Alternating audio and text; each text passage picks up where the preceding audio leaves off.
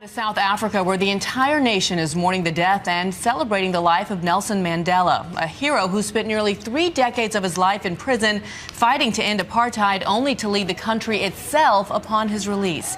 Dignitaries from around the world will be arriving next week for his memorial and funeral, and ABC's Byron Pitts is outside Nelson Mandela's home in Johannesburg. Byron. Good morning, Deanna. It's a bit loud, as you can hear on the street outside Mr. Mandela's home, as people sing anew the old songs and chants from the movement Mr. Mandela led here decades ago. All day long here, a steady stream of humanity as people have shown up, oftentimes entire families, here to show their last respect to the man this entire nation so adored. As the world mourns the death of Nelson Mandela through song, dance, and tears, details about his grand state funeral are coming out. We should all work together to organize the most befitting funeral. Beginning tomorrow with a national day of prayer and reflection for South Africa, with an official service on Tuesday in Johannesburg, where thousands are expected to gather at the FNB Stadium, the same stadium where Mandela made his last public appearance during the 2010 World Cup. The services are expected to be the largest in generations, with prominent leaders and dignitaries from across the globe attending, including President Obama and the First Lady, who traveled to South Africa next week to pay respects, bringing along President and Mrs. George W. Bush. For 3 days, his body will lie in state in Pretoria, the base of the South African government. There, the public will have the opportunity to view the former president's casket. A week from Sunday, Mandela will be buried at his ancestral home in Kunu, a village on the Eastern Cape. Our potential is immense. Overnight, Archbishop Desmond Tutu led a prayer service in Cape Town, calling for his countrymen to carry on Mandela's legacy. Let us reach out to one another and let Madiba's dream be our dream. The mood here far more celebratory than sad, as people have made the choice to embrace what was given, as opposed to being just sad by what they have lost.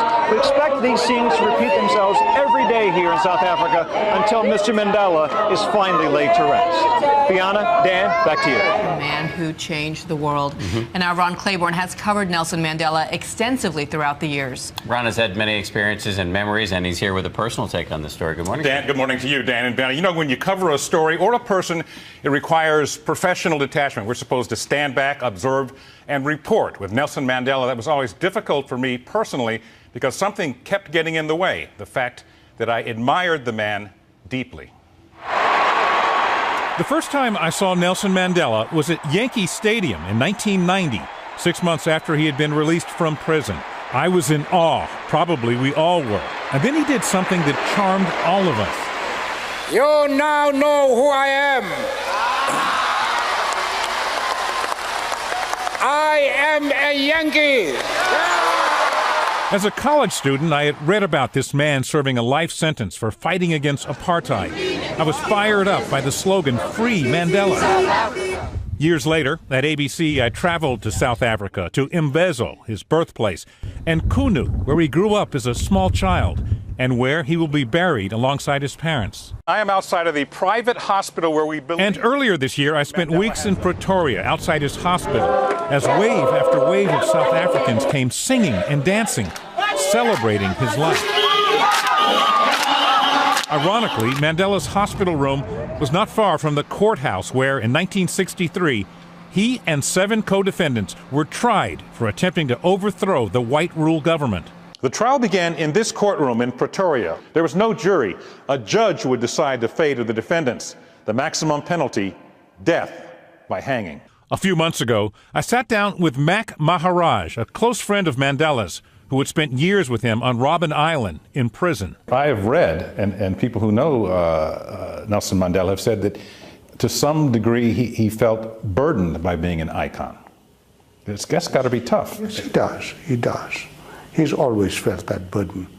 And that is why he then finds he has to go an extra distance to not to disillusion you. Mandela would often say he was just a man, not a saint. But what a very special man. No, you did not disillusion us. I think what Mandela was getting at when he said many times, "I'm no saint," was that he didn't want to be seen as a kind of messiah, someone to be idolized, but as a person, imperfect like anyone else, someone who could be emulated, a model, not a myth. And that, hopefully, Dan and Biana, will be his greatest legacy. It's interesting to hear that that was burdensome, too. Yeah, to it is. carry It really such is. weight. Yeah, changing the world. All right, Ron, thanks.